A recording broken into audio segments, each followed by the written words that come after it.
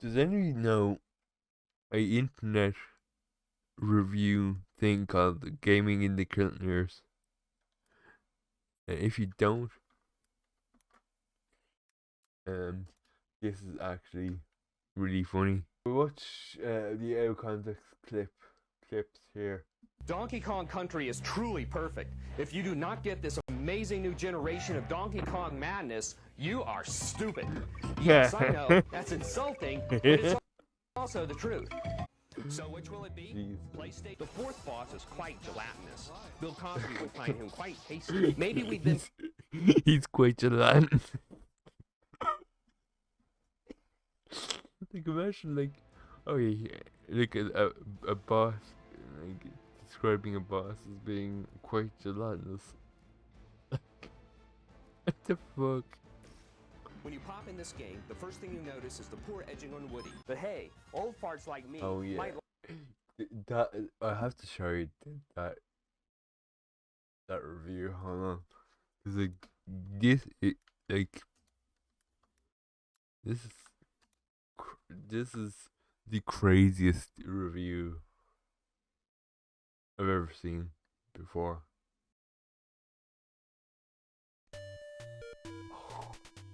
Oh, what a cheat. What a banger. The first Super Nintendo game ever from Disney Interactive is Toy Story. When you pop in this game, the first thing you notice is the poor edging on Woody, the main character of the movie and the character you control in the game. The Toy Story movie was done with Silicon Graphics computers, and the instruction booklet says the game's graphics were created with the same 3D computer models that were used in the making of the blockbuster movie. We don't know, however, if the game actually used Silicon Graphics computers. If SGI computers were involved, we suspect they were only used for character animation, because the backgrounds do not have the detailed quality graphics of Donkey Kong Country.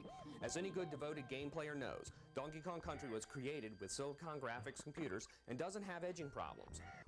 Now, as you can tell, right, this guy has got like this thing about like the Silicon Graphics computers, but like he'll just keep going on about it throughout the whole thing. It's just really fucking funny. What's even more strange is that Woody is the only character with edging problems. All the other characters look great. The game's packaging box advertises an intensely 3D experience, but that statement is a bit misleading because the gameplay, although varied, is often two-dimensional. One question still remains. Why didn't Disney Interactive use Silicon Graphics computers for the entire game? There Were they he's too again. expensive? I don't think so. Come on. Big Disney is one of the richest corporations in the country. Let's get real here. The only explanation we can think of is that Disney Interactive did not use SGI computers. Chat, let's get real here. The NES version don't have to be exactly the same, so what's the big deal? Disney certainly has the... Now, notice, right, that he hasn't talked about the game.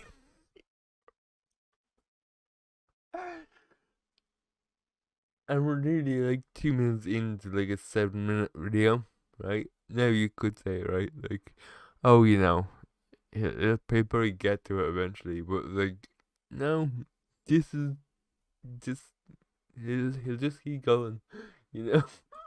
Perhaps the Pocahontas game is being saved until the movie is released on video for some sort of joint marketing strategy. The last negative thing we have to say about this game is about the play control. In the third level, players will start Okay, now you talk about like the actual like gameplay of it, but like, you know, it's a little bit too late, I guess. usable, since Disney should have noticed it and fixed it. Realistically, you could end up trying 20 times to get...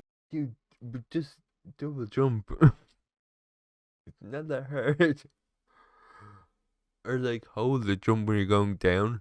Like, I think it's like Crash or something like that, where as you jump off the box, you have to hold it down to get like more height and whatnot. I think that's what how this game is like programmed to do. But like, oh, we can't do it. But like, hold the fucking button down, man. You might think we'd come down hard on Toy Story. Well, Yeah, yeah, he did. We admit we have. It's a shame, though. well, well then, you know. Jesus. Okay. Just admit it, like right there. You know what the fuck? Jesus That the Christ. outstanding gameplay quality. Oh yeah, we are harsh. We know that. You know. Like, okay. Toy Story is too difficult, like The Lion King. Fortunately for you, though, we've discovered 2 awesome ways to cheat in Toy Story. Oh yeah. So this is kind of an infamous thing about like the navigator. Navigator channel, like the gaming engineers thing. It's like, yeah, this game's too hard, and it's not worth your time. But with cheats, it is. But like with cheats, it just defeats the purpose of the game. like, like if honestly, right, if I said like right now, like, okay, this game's too hard, right? I just kind of want to see like the end of it. I put in a code, right, to see the end of it. I'm just after wasting like €60 on this game. You can't win Toy Story without cheating, and this cheating brings victory much too quickly to warrant spending your money. People don't spend $60 on a game they know they can beat. With that in mind, one wonders why companies release game codes and stage So, okay, hold on. selects. Video game buying has become too much of a game. No pun.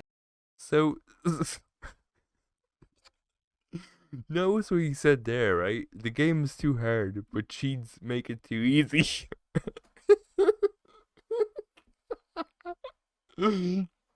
Pick a fucking lane, man. Unfortunately, there's no way to tell if a game will last, or if a code will be released that makes it yesterday's news. There is, however, one last bastion: role-playing games like Chrono Trigger and Final Fantasy III. These games will never fail you as far as challenge goes, but the potential for these games to become interactive movies has yet to be realized. With a Nintendo Okay, wait, hold on. There's a lot there, so I'm gonna go back. and not worth buying. Unfortunately, there's no way to tell if a game will last, or if a code will be released that makes it yesterday's news. What does that mean? Like, yes, as in like, you put it in and the game kind of beats itself. Isn't that like what you've asked for, you know? Like, this is like a rabbit hole of like the old internet age. It's really funny. Seeing the game in motion may actually impress you. Although Toy Story's graphics aren't perfect, they are pleasant looking, and Yeah, like it looks fine. It just didn't have silicon graphics to be sure. A. Then listen. A perfect soundbite from the movie. One of the you know, I quote that every day, you know. Very quote the line. Difficult childhoods. What the fuck? Yeah, no What? kidding. I can't tell you how hard it was to memorize all that at Scroll Sleep. What did he say? The Just kidding. perfect soundbite for the film? I don't know. I could think about one, probably a bit more famous than To let the toy move, troops out of their move, bucket. move. Stand next. A perfect soundbite from the movie. Too bad that's one of Like, as in, define perfect. next. Head right to the walkie-talkie that Jeez, this just feels like a fucking fever dream. Like the game, as he's like describing it, the way he makes it sound like, what the fuck is going on in this game? Oh yeah, this fucking thing. Right, so like, okay, so I'm gonna go back like 20 seconds, right?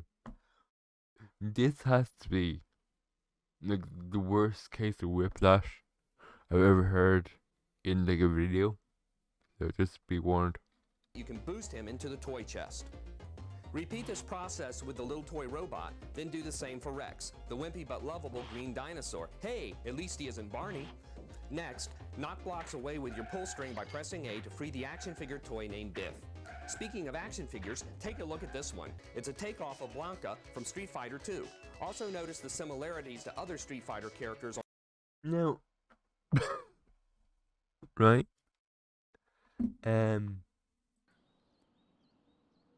What? Where's like?